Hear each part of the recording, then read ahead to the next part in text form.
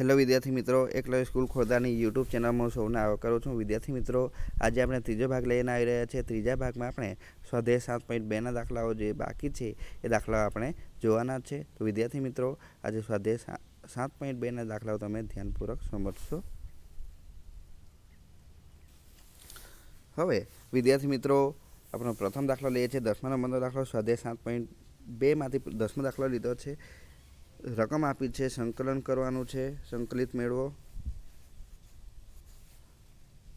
1/x log x raise to m છે, એટલે કે 1/x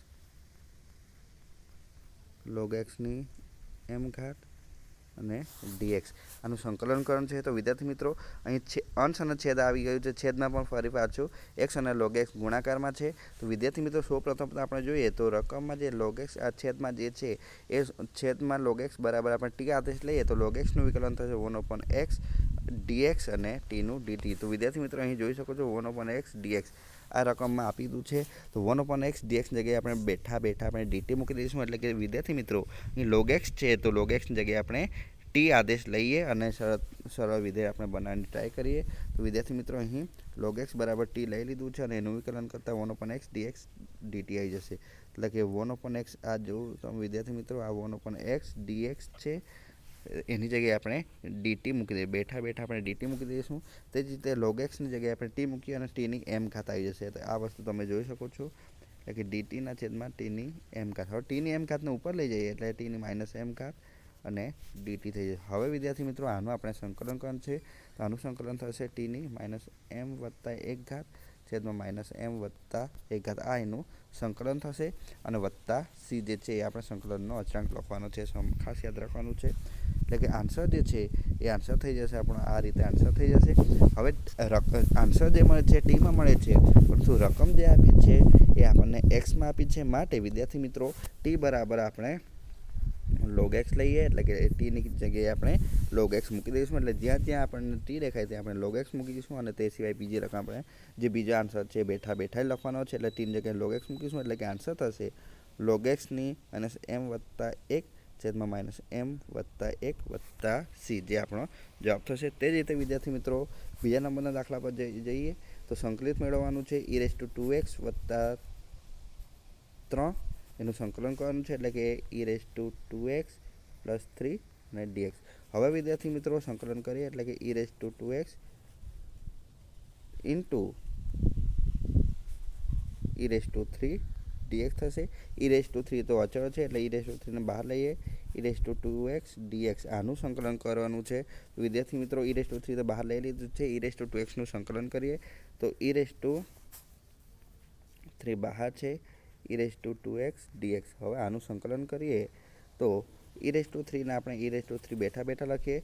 તે જ રીતે e2x છે તો e2x નું e2x છેદમાં x નો સહગુણક 2 છે છેદમાં આવે વત્તા c.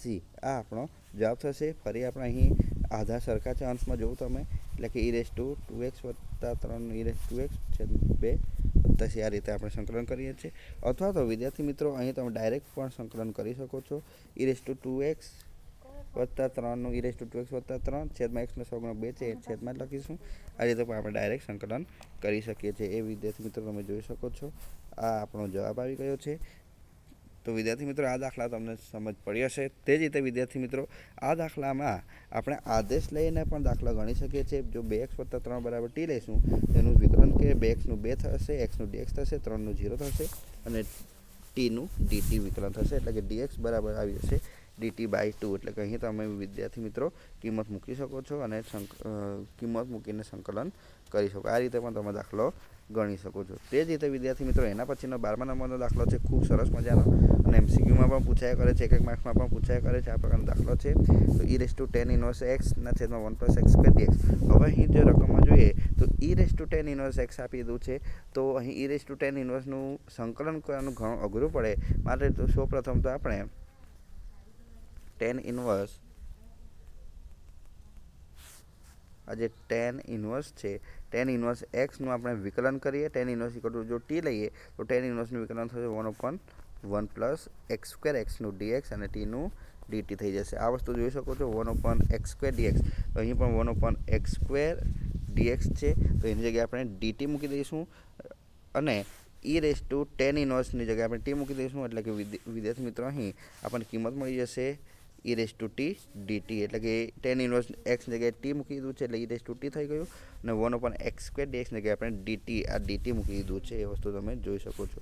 હવે વિદ્યાર્થી મિત્રો અહીં આપણે સંકલન કરીએ તો e dt નું સંકલન કરીએ તો e નું સંકલન e થશે અને વત્તા c એ આપણો જવાબ થશે. પરંતુ રકમ જે છે આપણને x માં આપી છે, અહીં જવાબ જે છે t માં મળે છે, માટે આપણે t જે છે આપણે x માં ફેરવવું પડે એટલે કે t ની જગ્યાએ આપણે tan ઇનવર્સ x મૂકીએ કારણ કે t બરાબર આપણે tan ઇનવર્સ x લીધું હતું એટલા માટે t ની જગ્યાએ આપણે tan ઇનવર્સ x મૂકીશું. તો વિદ્યાર્થી મિત્રો આ દાખલા જે છે એ તમને સમજ પડી હશે. તે જ રીતે વિદ્યાર્થી મિત્રો એના પછીનો દાખલો છે એના પર જઈએ તો સેકનો વર્ગ 7 ઓછા 4x છે એ આપણે રકમ આપી છે. તો વિદ્યાર્થી મિત્રો અહીં આપણે આનું વિકલન કરવાનું છે. તો વિદ્યાર્થી મિત્રો ખાસ સમજવાનું છે sec² 7 - 4x છે dx છે. તો sec² નું વિકલન થશે -10x થશે. વિદ્યાર્થી મિત્રો આપણે અહીં ડાયરેક્ટ જ વિકલન કરી લઈશું એટલે કે અહીં જે sec² 7 - 4x dx છે તો sec² નું 10 થશે અને આ જે આપણે x લઈએ એટલે કે 7 - 4x થશે. તે જ રીતે હવે અહીં x નો સહગુણક છે એ છેદમાં આવે તો x સાથે જે ગુણાકારમાં છે x સાથે -4 ગુણાકારમાં છે એટલે -4 એના છેદમાં આવશે વત્તા c.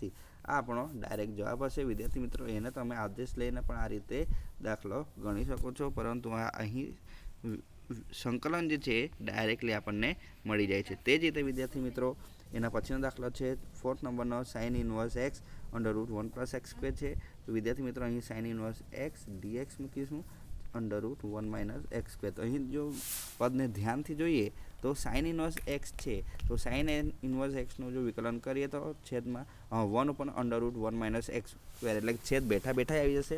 એટલે કે અહીં આપણે sin ઇનવર્સ x = t લઈએ એનું વિકલન કરીએ. એનું વિકલન કરતાં 1/√1 - x² આવી જશે. x નું dx થશે અને t નું dt થશે. આ વસ્તુ અહીં મળે છે એટલે કે 1/√1 - x² dx = dt. એટલે કે એ કિંમત આપણે રકમમાં મૂકીએ તો આપણને કિંમત મળશે. અહીં જોઈ શકો છો આ વસ્તુ સંકલનમાં t dt આટલું પદ મળશે અને હવે એનું સંકલન કરીશું એટલે કે t²/2 વત્તા c થઈ જશે. હવે t²/2 મળી ગયા છે. હવે જવાબ જે છે t માં મળે છે અને રકમ આપી છે આપણને x માં. તો આપણે જવાબ x માં લાવવા પડે માટે જે આપણે આદેશ લીધો છે sin ઇનવર્સ x = t આદેશ લીધો છે એટલે કે જ્યાં t છે ત્યાં આપણે x મૂકીશું sin ઇનવર્સ x મૂકીશું એટલે કે sin ઇનવર્સ x² / 2 વત્તા c એ આપણો જવાબ થશે. તો વિદ્યાર્થી મિત્રો આ જે દાખલાઓ છે તમને ખૂબ સારી રીતે સમજ પડી હશે. આભાર.